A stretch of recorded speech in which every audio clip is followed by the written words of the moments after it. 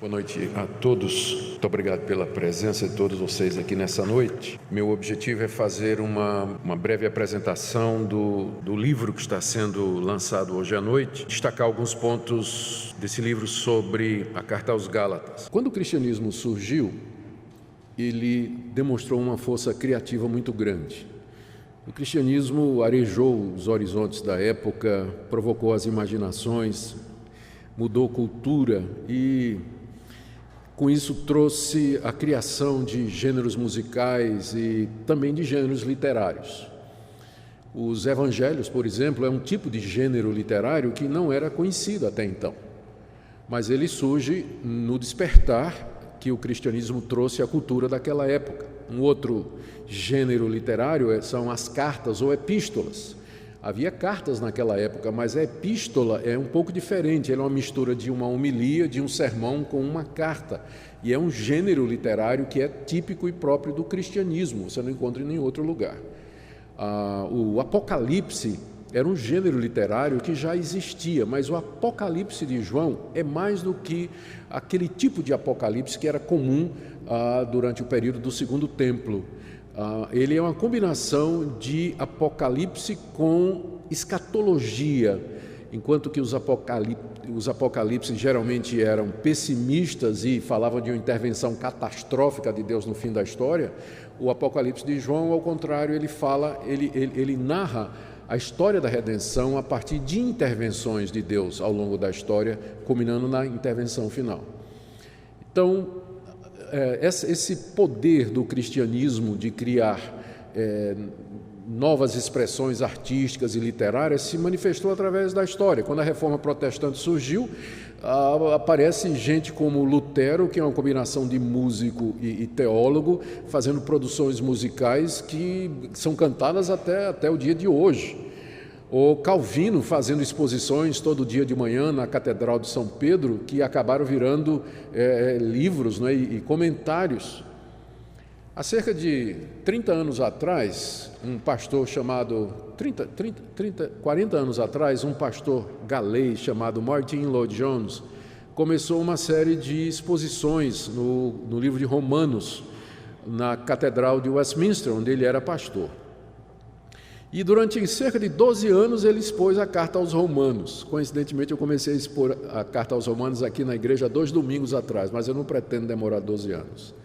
O Lloyd-Jones levou 12 anos fazendo a exposição da Carta aos Romanos. E quando ele terminou aquela exposição, alguém teve a ideia de pegar os áudios. Não tinha vídeo naquela época, né, para fazer isso, quer dizer, tinha filme, mas não tinha disposição aqui hoje, mas tinha áudio, né? Inclusive eu tenho o privilégio de ter ainda em fita cassete alguns dos áudios da pregação de Martin Lloyd-Jones. Está guardado numa caixinha de couro lá em casa. E alguém teve a brilhante ideia de pegar as exposições de Martin Lloyd-Jones e cometer ao papel, fazer uma transcrição e dar um formato escrito. E surgiu um novo gênero literário, que não havia antes. Se você queria estudar Romanos antes, você pegava os comentários clássicos de Romanos, que eram escritos por eruditos nos seus gabinetes, depois de longos anos de pesquisa, gente que conhecimento literário profundo do grego, do hebraico, que comparava com os textos diante de si, as variantes textuais e tudo mais. Então, no final, o povo não tinha acesso ao conteúdo da carta explicado de uma forma mais profunda, porque tinha que ter bastante conhecimento para ler os comentários, por exemplo, do Delitzsch, que são os famosos, né, primeiro produzidos em alemão e décadas depois que foram transcritos para o inglês, que você tem que saber latim, hebraico, grego e aramaico e alemão para você poder ler o que o sujeito está escrevendo, mas é o top, né, os comentários mais profundos que alguém já escreveu no Novo Testamento. E aí o Lloyd-Jones, né, na verdade a filha dele, depois é que assumiu, a Bethany, que assumiu a empreitada, né, saiu publicando as pregações de Martin Lloyd-Jones no formato de comentários à Carta aos Hebreus. Então não era comentário no sentido clássico, tá certo, mas também não era um livro devocional baseado em Romanos. Eram exposições bíblicas que Martin Lloyd-Jones fazia do seu púlpito lá na igreja todo domingo. E a onda pegou. Depois de Martyn Lloyd-Jones, Martyn Lloyd-Jones foi o maior incentivador da pregação expositiva no nosso mundo moderno. Ao lado dele veio John Stott, que também começou a enfatizar a necessidade de pregação expositiva. E aí começou-se a publicar os clássicos da literatura puritana, que eram pregadores expositivos. E aí em todo o mundo começou a aparecer um novo apreço pela reforma protestante e pelo legado dela, especialmente a pregação expositiva. É quando surgem pastores de igrejas de grande porte nos Estados Unidos e na Europa, como por exemplo o John Piper ou John MacArthur, mais recentemente o Mark Driscoll, o Tim Keller lá em Nova York, Albert Mohler dos Batistas no sul dos Estados Unidos. São todos eles pregadores expositivos, pastores de grandes igrejas, e as pregações deles, que eles costumavam pregar em série, pegavam um livro da Bíblia, começava do primeiro versículo e terminava no último. Então, aquelas pregações, elas foram transcritas e elas viraram comentários naqueles livros a partir das exposições bíblicas. Então, não é um comentário no sentido estrito do termo, sentido clássico, não é? Mas também não é uma coisa devocional. Não é assim do tipo que você vai ler lá para... Você vai ter pensamento sólido, você vai ter investigação da passagem, vai ter esclarecimento do que a passagem está dizendo, como é que ela se aplica à nossa vida. Mas é um gênero novo de literatura e, mais uma vez, o cristianismo mostra o seu poder criativo. Então, isso passou, inclusive no Brasil, né?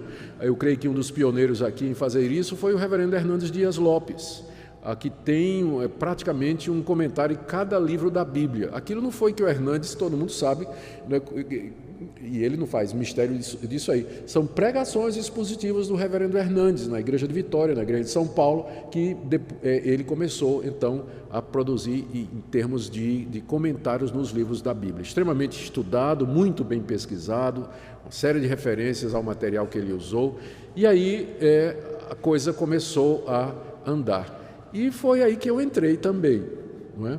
Foi aí que eu entrei também. Há algum tempo atrás, primeiro foi a editora Cultura Cristã, ela se interessou, queria que eu escrevesse um comentário no Novo Testamento. Eu comecei a escrever comentário feito no gabinete, e produzi 3 comentários nas cartas de João, na Judas, Tiago, e depois o tempo não dava mais para fazer isso. E aí eles disseram, mas então e suas pregações? Pois é, tem uma pregação aqui em Hebreus, eu preguei quase um ano inteiro em Hebreus. Eu quero. Aí eles estão produzindo Hebreus, deve sair no final do ano. Antes disso, a Vida Nova disse, mas você tem palestras em outros livros da Bíblia? Tenho exposições em Malaquias, nós vamos publicar. Aí saiu a mensagem de Malaquias sobre culto.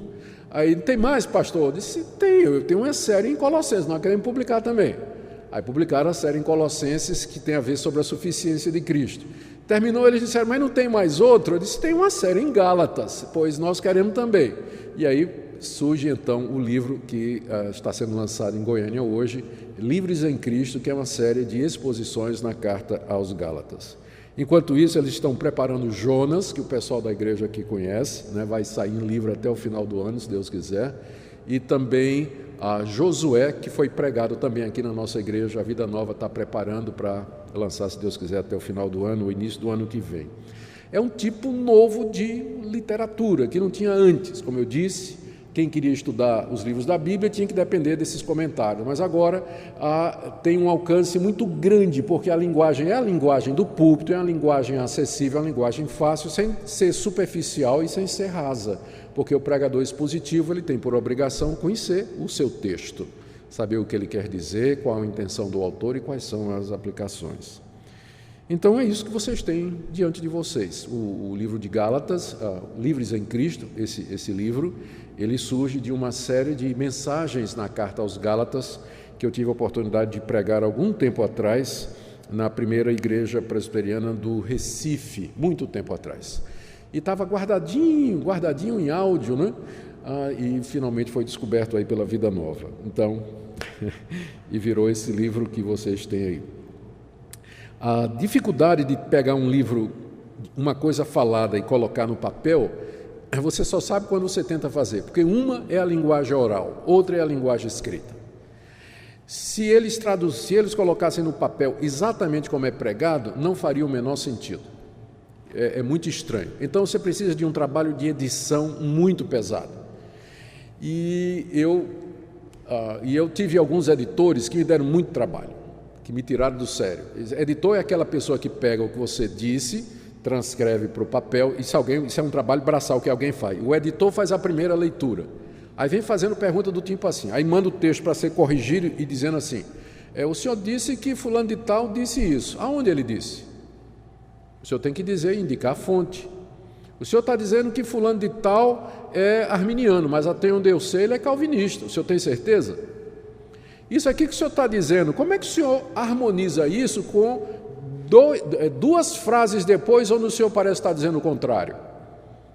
Sabe o que é aquele tipo de editor chato, que faz você assim olhar para você mesmo e você ficar com vergonha do que você falou e do que você escreveu, e que obriga você a pesquisar, e no fim você chega até a dizer assim, era melhor ter sentado e escrito o livro, do que ter que passar por todo esse processo de edição, né? E são 2 ou 3 edições, até que finalmente o editor-chefe, ele declara o livro pronto para ser publicado. Ele fica satisfeito e diz, agora você pode publicar, né? Então, é todo esse trabalho que tem por detrás de um livro dessa envergadura. Bom, eu queria agora falar um pouquinho do conteúdo do livro, e eu quero começar destacando a importância da carta aos Gálatas para o dia de hoje, os dias de hoje. A carta aos Gálatas, ela se tornou, ela sempre foi apreciada pela cristandade, mas muito mais depois da Reforma Protestante. Embora Lutero tenha explorado e usado muito a Carta aos Romanos, que foi inclusive lendo a Carta aos Romanos que Lutero se converteu, ou entendeu que era o caminho da salvação, mas sem dúvida Gálatas era a carta predileta dele. Ele escreveu 2 comentários na Carta aos Gálatas. O primeiro, quando ele já era convertido, mas ainda era monge e professor da Universidade de Wittenberg. E um pouco antes dele pregar as 95 teses para desafiar os demais estudiosos de Roma a discutir as questões de justificação pela fé. Ele já tinha escrito um comentário. E depois da Reforma, quando a Reforma aconteceu, 20 anos depois, 30 anos depois, já mais maduro, perto do fim da vida, Lutero escreve um segundo comentário aos Romanos, aos Gálatas. E os críticos, quer dizer, o pessoal que estuda Lutero, diz que, por incrível que pareça, adivinha qual foi o melhor? Foi o primeiro. O primeiro era melhor, porque Lutero era mais sucinto, ele era mais direto no texto, ele estava mais interessado em dizer o que é que o texto estava dizendo. No segundo comentário, já muito tempo depois, Lutero já faz muita alegoria, a interpretação dele está meio que viciada contra a Igreja Católica, e onde ele acha o Papa em tudo, para bater no Papa, em qualquer frase de Gálatas ele acha um jeito de bater no Papa.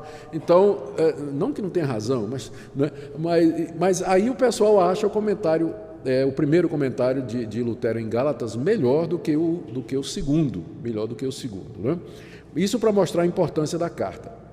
Ela serviu de base para a formação do pensamento reformado com relação à justificação pela fé, e era a carta favorita e predileta de muitos dos pregadores naquela época. E hoje ela continua sendo extremamente atual. Paulo escreveu essa carta com o objetivo de conter uma debandada dos crentes das igrejas da Galácia para uma doutrina que dizia que Cristo não era suficiente para a salvação. Para que uma pessoa pudesse ser salva, ela precisava, além de crer em Cristo, guardar as obras da lei. Quem estava dizendo isso era um grupo de missionários oriundos do judaísmo, provavelmente de Jerusalém. Eram judeus convertidos ao cristianismo, mas que entendiam que a salvação dependia também da observação das obras da lei. E as obras da lei que eles tinham em mente era a circuncisão, guarda do sábado e a dieta religiosa dos judeus. E depois que Paulo saiu da região da Galácia, há 2 teorias sobre qual Galácia foi, porque tem a Galácia do Norte e a Galácia do Sul. e ninguém sabe direito qual era a Galácia que Paulo visitou e pregou o Evangelho e onde esse problema aconteceu. Tudo depende da datação do Concílio de Jerusalém, que está lá em Atos 15, eu trato disso na introdução do livro. Mas tudo bem, foi uma das Galácias, né? Os missionários judeus chegaram nas igrejas que Paulo havia plantado, mais ou menos assim: vocês são cristãos? Nós somos cristãos.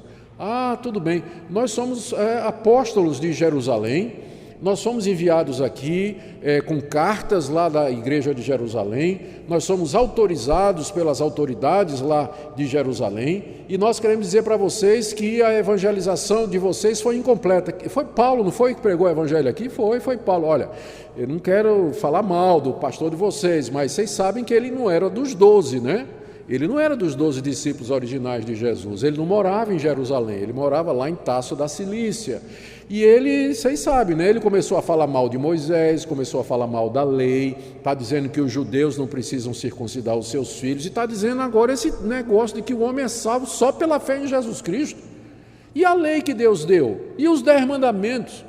Vocês foram evangelizados, desculpa dizer, por um apóstolo meia boca, que só disse meia verdade para vocês. A verdade completa é essa: vocês já acreditaram em Cristo, isso é metade do caminho, mas vocês agora têm que se circuncidar, guardar as festas religiosas de Israel, guardar o sábado, guardar toda a lei, senão vocês não vão ser salvos. Era mais ou menos isso que estava acontecendo. E alguns começaram a dar ouvidos a esse pessoal. Alguns começaram a acatar a mensagem desse pessoal.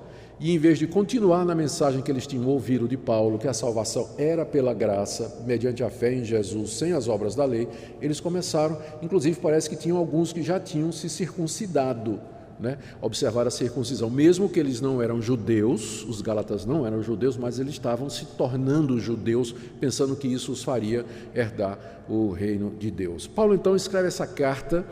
Ele está bastante contrariado. Essa é a única carta das 13 que ele escreveu que não começa com uma saudação, do tipo assim: graça e paz, Deus abençoe vocês, estou feliz, estou orando por vocês. Ele já começa assim dizendo: eu estou admirado que vocês passaram do evangelho que vocês receberam para outro evangelho. Ele já começa dando bronca na igreja, não é? Tal a consternação que Paulo está sentindo quando ele escreve essa carta. E na carta ele aborda 4 temas que continuam sendo atuais, apesar de que essa carta foi escrita há 2000 anos. Mas os temas eles ficam voltando através da história da igreja. O primeiro tema era a questão do apostolado, porque aqueles missionários judeus estavam questionando a autoridade de Paulo. E Paulo, no capítulo 1 e até o capítulo 2, verso 21, ele faz uma defesa do apostolado dele. E ao fazer isso, ele nos dá a informação do que é um apóstolo de Jesus Cristo. Um apóstolo de Jesus Cristo, nas palavras de Paulo, é alguém a quem Cristo apareceu e comissionou para lançar os fundamentos da igreja.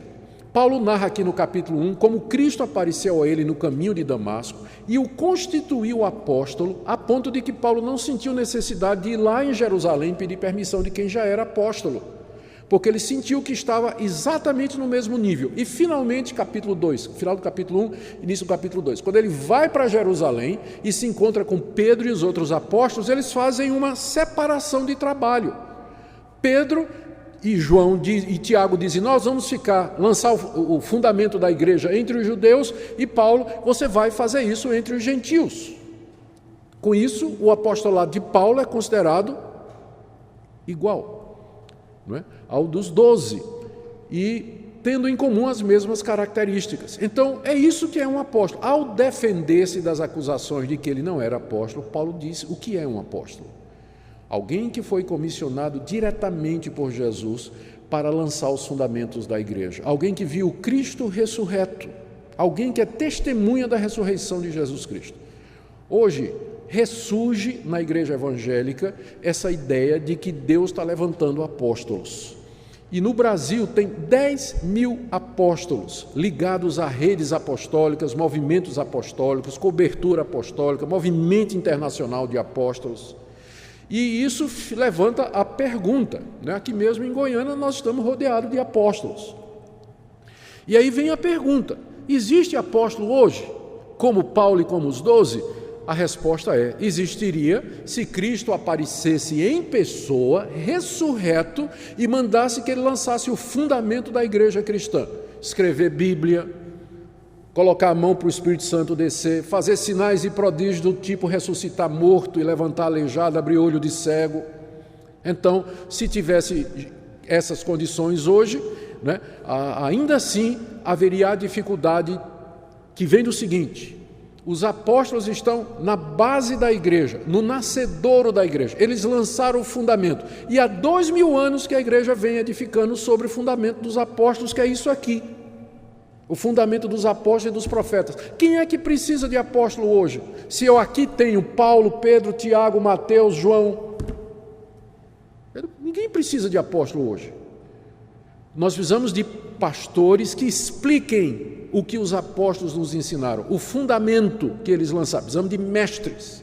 Então, a carta aos Gálatas é muito boa porque ela serve de curativo para essa onda de apóstolos que tem por aí. E no livro eu trato a respeito dessa questão, não é? O que é um apóstolo e quais são as funções de um verdadeiro apóstolo de Jesus Cristo. Por isso, esse livro, ainda hoje, Gálatas, é um livro extremamente atual, porque ele trata dessa questão. Tem uma segunda questão, que é tratada pelo apóstolo Paulo na carta aos Gálatas, que é a questão da salvação do pecador. Esse era o tema central.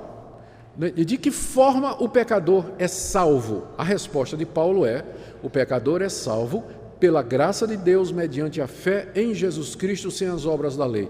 Mas aqueles missionários estavam dizendo: não, o homem é salvo pela fé em Jesus Cristo, mais as obras da lei. Sem as obras da lei, ele não pode se salvar. Paulo, aqui nesse livro, na carta que ele escreve aos Gálatas, ele rejeita completamente o conceito de salvação pelas obras. Rejeita do começo ao fim. Ele começa apelando no capítulo 3 para a experiência dos Gálatas. Ele pergunta: como é que vocês se converteram? Eu, quando preguei o evangelho aí entre vocês, vocês se converteram, receberam o Espírito Santo, Deus fez milagres aí no meio de vocês. Qual foi a pregação que fez isso? Resposta: Cristo e Cristo somente. Então, como é que vocês estão querendo agora adotar um outro evangelho? Vocês estão caindo da graça, né? Vocês estão abandonando a graça de Deus e seguindo outro evangelho. Como é que vocês se converteram? Ele apela primeiro para a experiência dos Gálatas. Depois, ele expõe como é que Abraão foi salvo. Como é que Abraão foi salvo? Está lá no livro de Gênesis. Né? Abraão creu em Deus, na promessa de Deus, e isso lhe foi imputado para a justiça. 400 anos depois de Abraão ter sido salvo pela fé, que Deus deu a lei de Moisés. Deu a lei a Moisés, onde tem circuncisão, calendário e dieta. Ora, então, se a lei foi dada 400 anos depois, Abraão não foi salvo pela lei, foi salvo pela fé. Logo, a lei que vem depois não pode anular as promessas que Deus fez a Abraão, de que dele viria um descendente que abençoaria todas as nações da terra. Paulo argumenta a respeito disso, né? Ele explica por que a lei foi dada. A lei funciona como uma espécie de pedagogo, um professor para mostrar por que a gente precisa de um Salvador. Ele explica que nós somos filhos de Deus pela promessa e não pela fé. Não por obras. E aí ele entra naquela famosa alegoria de Sara e de Agar, as duas mulheres de Abraão, representando dois sistemas diferentes. A mulher legítima, que era Sara, teve um filho segundo a promessa, que é Isaque, que é um tipo de Cristo, ou tipo daquele que é salvo pela fé na promessa. Agar, que era uma escrava, que nasceu de uma relação não correta, deu origem a um filho escravo, Ismael, e que representa aqueles que querem se salvar pela fé e pelas obras da lei. Essa é a relação que Paulo faz lá no famoso capítulo 3, naquela alegoria. E nós vemos como isso é importante hoje, a doutrina de que o homem é salvo pela graça, pela fé, sem obras da lei. Primeiro, e eu quero dizer isso com muito cuidado aqui, quando o movimento pentecostal surgiu, e depois dele o movimento neopentecostal, se você perguntar aos irmãos pentecostais, e até para alguns neopentecostais, eles vão dizer que a salvação é pela fé em Cristo. Nós somos salvos pela fé em Cristo Jesus. Mas a dinâmica do movimento pentecostal, especialmente o movimento neopentecostal, com ênfase em campanha, com ênfase em promessas, com ênfase em dedicação, com ênfase em votos e dar aquilo para receber de volta, acaba criando um sistema onde a salvação pela fé é alguma coisa que se faz de boca, mas a pessoa na prática, ela pensa que ela tem que fazer alguma coisa para ser salva nessas igrejas. Porque a demanda para que ele faça, que ele entregue, que ele promete, que ele jejue, que ele se discipline, que, enfim, toda aquela carga acaba dando a impressão de que se a pessoa não fizer aquilo, ela está perdida. Cristo não vai valer. Então você encontra essa angústia no meio, não é todos, como eu disse, não são todos, mas você vai encontrar essa angústia no ambiente pentecostal e neopentecostal de pessoas que creem em Cristo, mas não têm certeza de que estão fazendo o suficiente para ser salvo. Fica sempre na dúvida, carrega aquele questionamento, aquela angústia, aquele peso. A carta aos Gálatas é a melhor resposta para esse pessoal. Porque Paulo está combatendo exatamente isso. Ele está combatendo a ideia de que é preciso acrescentar alguma coisa à obra de Cristo para que você seja salvo. Enquanto que Paulo diz, você é salvo pela graça, gratuitamente mediante a fé em Cristo Jesus. Não são requeridas obras, porque obras ninguém pode fazê-las. Não há ninguém que seja capaz de fazer obras meritórias diante de Deus a ponto de merecer a salvação. Esse é o argumento de Paulo aqui nessa carta, e essa carta é um bálsamo para aqueles corações que estão perguntando de que forma realmente eu posso ser aceito por Deus. E a resposta é mediante a fé. Aqui, nesse ponto, essa carta também é muito boa. Ela é muito boa como resposta para movimentos como, por exemplo, o movimento ecumênico, que procura juntar o pensamento católico com o pensamento protestante. De vez em quando eu vejo elogios, eu vejo evangélicos no Facebook ou no Twitter seguindo padres, não é? Ou bispos católicos e achando maravilhoso o que aquelas pessoas escrevem e tudo mais. Eu não estou dizendo que elas não podem escrever coisas boas, elas escrevem coisas boas. Mas o que o evangélico precisa saber é que existe uma diferença fundamental na questão da justificação do pecador entre o pensamento reformado e o pensamento católico. Eles são absolutamente incompatíveis. Para resumir, no pensamento reformado, nós adotamos o que é chamado de monergismo, ou seja, a ação de um. Quem salva é Deus que mandou o seu Filho, é Deus que chama, é Deus que dá fé, é Deus que ilumina, é Deus que vai buscar o pecador e é Deus que sustenta o pecador até o dia da redenção. No pensamento católico você tem o sinergismo, o homem colabora com Deus na sua salvação. E não é à toa que esse pensamento está tão incutido na alma brasileira, né? Você sabe qual é o versículo predileto do brasileiro, né? Faz por ti que eu te ajudarei. São Judas Tadeu 14, verso 32. Né? Faz por ti que eu te ajudarei. Onde é que está isso na Bíblia? Ou então aquela que aparece muito na traseira do caminhão. O bom filho Deus ajuda. O bom filho Deus ajuda. Como se fosse mérito. Então é incompatível, não tem como misturar as duas ideologias, uma exclui a outra, completamente. Eu não sei se eu devia gastar algum tempo aqui falando sobre a nova perspectiva sobre Paulo. Apareceram os teólogos há cerca de 40 anos atrás dizendo que nós estamos lendo Gálatas errado. A gente sempre está lendo Gálatas errado. A gente está lendo Gálatas com os óculos de Lutero. Por quê? Qual foi a experiência de Lutero? Lutero era um monge agostiniano que estava querendo responder a pergunta: o que é que eu faço para me salvar? Então ele subiu escada de joelho, pisou, se ajoelhou em caroço de milho, fez promessa, fez peregrinação, cumpriu todos os rituais da Igreja Católica, mas Lutero não encontrava paz. Ele não tinha certeza de salvação. Um dia ele conversou com o professor dele, um dos professores que tinha sido professor dele. E o professor disse: você já leu a Bíblia? Assim. Né? Não. Ele era treinado em teologia, né? Conhecia toda a patrística, toda a teologia de Tomás de Aquino, toda a formação católica medieval, sabia de tudo, né? Mas não. Então, dá uma lida. Aí Lutero começou a ler, bateu em Romanos 1, que inclusive é o texto que eu vou pregar amanhã à noite.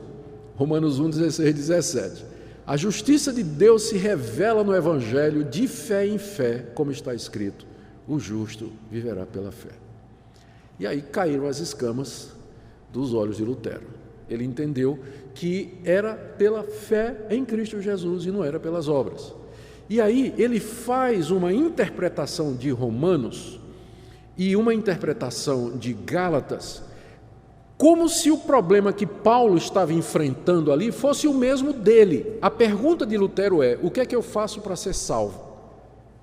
E agora esses críticos que apareceram aí, eles estão dizendo que essa não era a pergunta. Ninguém estava fazendo essa pergunta na época de Paulo, porque a questão da salvação estava resolvida. O judeu achava que era salvo, ele era filho de Abraão, não é isso que ele dizia?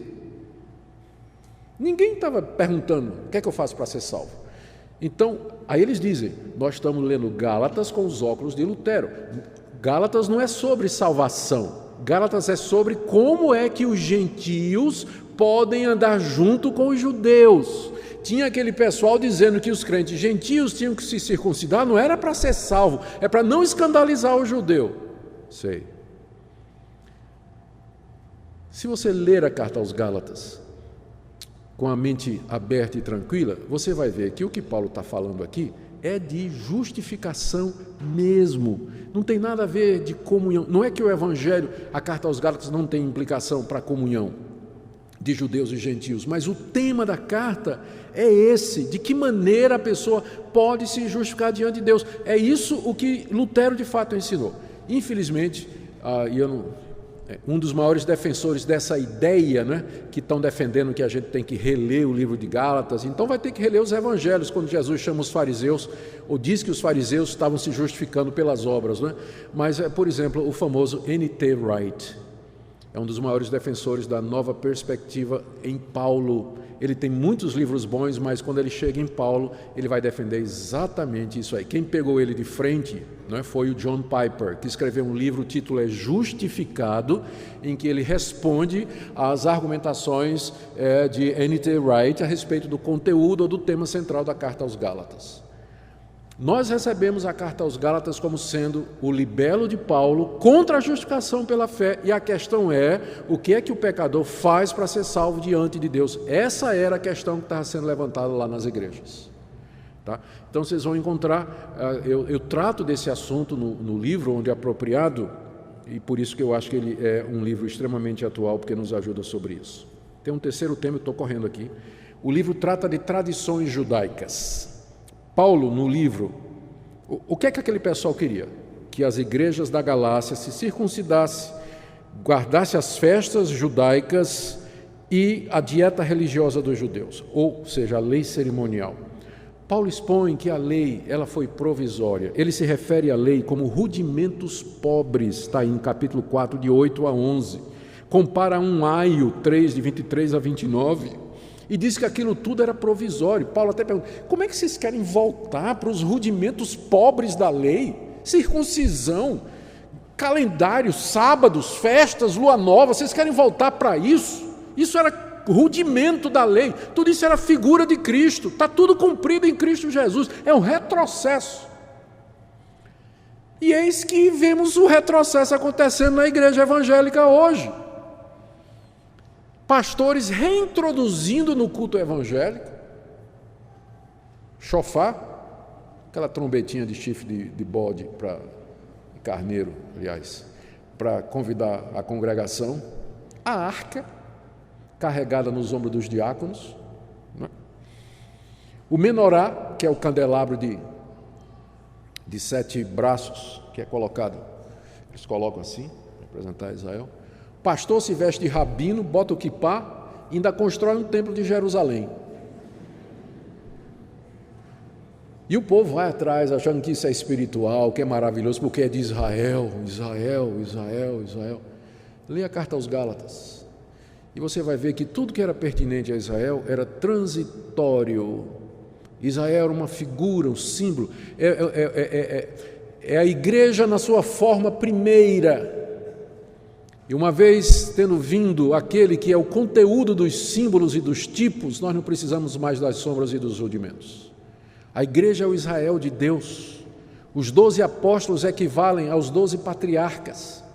Filhos de Deus, nós é que somos os descendentes de Abraão, é isso que Paulo está dizendo aqui. Nós é que somos os descendentes de Abraão, porque andamos na mesma fé que Abraão teve. E ele termina a carta se referindo à igreja como o Israel de Deus. A igreja é o Israel de Deus. Então não tem que reintroduzir essas questões judaicas na igreja. Parece que esse pessoal riscou o livro de Gálatas da Bíblia deles, não é? E aí vem um movimento que está crescendo no Brasil, chamado de judeus messiânicos, ou messianismo, igreja messiânica, que na verdade de judeu não tem nada, são brasileiros que resolveram se tornar judeus e eles aparecem como sendo os verdadeiros representantes da igreja, porque eles são judeus, né? São judeus, então são os verdadeiros representantes. E se você perguntar quem é Jesus para você, ele vai dizer: Jesus é o Messias. Jesus é o Messias. Aí você faz a segunda pergunta: ele é Deus? Isso aí não. O movimento messiânico é unitarianista, ele nega a divindade de Cristo. Ele vai dizer que Jesus é o Messias de Israel, mas ele não é Deus. Então, às vezes, muitos evangélicos ficam confundidos por isso aí, né? E vão para a igreja messiânica, tem um amigo que é messiânico e acha, puxa vida, né? Isso aí é o verdadeiro crente, olha aí, judeu, circuncidado, completo, tal. Não. O verdadeiro judeu é aquele que anda nas pisadas da fé que Abraão teve. Circuncisão é a do coração. Circuncisão é aquela que é do coração. E lei é aquela que está gravada na nossa mente, pelo novo nascimento, pelo poder do Espírito Santo. E festa nós só temos a ceia do Senhor. Na noite em que ele foi traído, foi a noite de Páscoa. Ele disse: isso é o meu corpo, isso é o meu sangue. Com isso abole a Páscoa e introduz a ceia. Crente, por exemplo, não celebra a Páscoa. Eu acho muito estranho quando crente, igreja diz: vamos celebrar a Páscoa. Nós não celebramos Páscoa, celebramos ceia. Nós podemos aproveitar a época da Páscoa para falar a respeito do sacrifício de Cristo Jesus, mas nós não temos celebração de Páscoa. Tudo isso passou em Cristo Jesus. A carta aos Gálatas é muito boa para isso. Por último, o último tema que eu queria mencionar da carta aos Gálatas é a vitória sobre o pecado. O raciocínio é mais ou menos o seguinte: Paulo chega no fim da carta, capítulo 5, e ele argumenta da seguinte maneira: a lei que vocês querem guardar, ela não vai dar vitória sobre o pecado. Porque provavelmente era isso que os missionários judeus estavam dizendo lá. Vocês têm que guardar a lei, né? Para ser santo, você tem que guardar a lei. Paulo diz: a lei não produz santidade. Quanto mais você se colocar debaixo da lei, mais o seu pecado vai aparecer. Porque o propósito da lei é enquadrar o pecado, despertar o pecado. Ele diz isso com todas as letras. A lei não tem poder sobre a carne. A carne não está sujeita à lei de Deus e não pode estar. Você não se santifica pela lei, porque quanto mais lei, mais o pecado aparece. Onde está o pecado, porque a força do pecado é a lei, porque se a lei não dissesse não adulterarás, não haveria pecado, não é verdade? De adultério. A força do pecado é a lei. Então como é que a lei pode santificar? Ela não santifica. Paulo está argumentando isso no capítulo 5. Ele inclusive diz, é bom ler, né, o que Paulo diz. Ele diz aqui, aquele famoso capítulo 5, a partir do verso 16, ele faz a comparação. Sim, aí, vou chegar lá. Tá bom, Paulo, não é a lei que santifica. O que é que santifica então? Resposta: o Espírito. Vida no Espírito. Você tem que andar no Espírito. Se você andar no Espírito, você não vai cumprir os desejos da carne. Agora eu leio, verso 16: digo, porém, andai no Espírito e jamais satisfareis a concupiscência da carne. Tem que andar no Espírito de Deus. E quando você anda no poder do Espírito de Deus, Ele vai levar você a cumprir a lei, a obedecer a Deus, porque o fruto do Espírito é amor, alegria, paz, longanimidade, benignidade, bondade, fidelidade, mansidão, domínio próprio. Contra essas coisas não há lei. Mas as obras da carne são conhecidas e são todas qualificadas pela lei: impureza, lascívia, idolatria, glutonaria, bebedices, inimizades, porfias, contendas. Ele termina a carta dizendo para nós qual é o caminho para vencer o pecado. E gente, como isso é atual hoje, você encontra crente bem intencionado que quer se santificar na lei, pela força da sua vontade, e ele não aprendeu ainda a andar no Espírito. Que o poder para vencer a carne é o poder do Espírito Santo, a sua união com Cristo Jesus, pela graça, pela fé, você se santifica da mesma forma que você foi salvo, pela fé em Cristo Jesus. E unido com Cristo, vivo e ressurreto, você vai ter o poder para vencer a carne. Mas quando você tenta, no seu próprio esforço, guardar a lei, mais o seu pecado aparece. Eu me lembro quando eu era novo convertido, e eu era um novo convertido mais chato do planeta. Me converti, assim, era zeloso de... Né?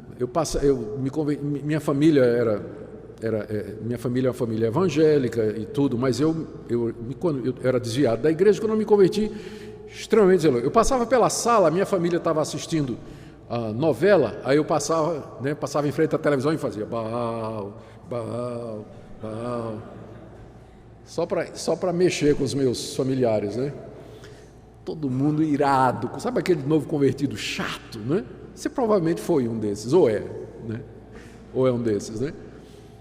E eu tinha resolvido que eu queria viver para Deus, vida santa. Minha dieta diária: 1 hora de oração, 2 horas de Bíblia, todo dia. E dia sim, dia não, jejum. Os 2 primeiros anos da minha vida cristã foram os anos de maior angústia na minha vida, porque quando eu não conseguia alcançar esse padrão, eu me destruía. Ficava no fundo do poço. E às vezes eu me ajoelhava para orar, não tinha vontade de orar, nada. Você sabe o que eu estou dizendo, né? Quando você vai orar, você não tem a menor vontade, não tem foco, a mente está para um lado, para o outro, e você não consegue passar 1 hora orando. Como é que você vai? Você não consegue orar 2 minutos, que a mente está noutra coisa e não consegue. Eu tentei, durante 2 anos, me santificar pela minha própria força de vontade.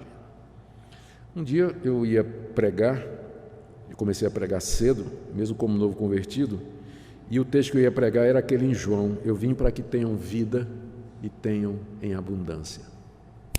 Sabe, uma epifania, de repente assim, você tem um insight, né? Um brilho, uma luz, e naquele dia eu descobri. E minha vida mudou naquele dia. Eu acho que eu comecei a ficar mais maduro e viver uma vida mais santa depois que eu entendi qual é o papel da lei. Não é me santificar.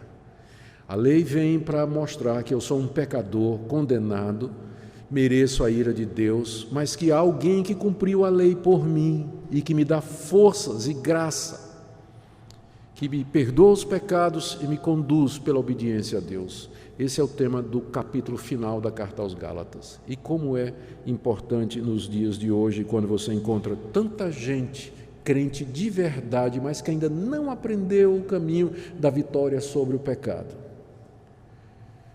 E fica naquele peca, confessa, peca, confessa, peca, confessa, cai, levanta, cai, levanta, cai, levanta. Mas quando a gente aprende a andar no Espírito, a vida da gente adquire uma constância muito maior do que quando você está tentando fazer isso pelo esforço da carne. Bom, gente, são 4 temas da carta. Eu espero que tenha ficado claro para vocês a importância dela.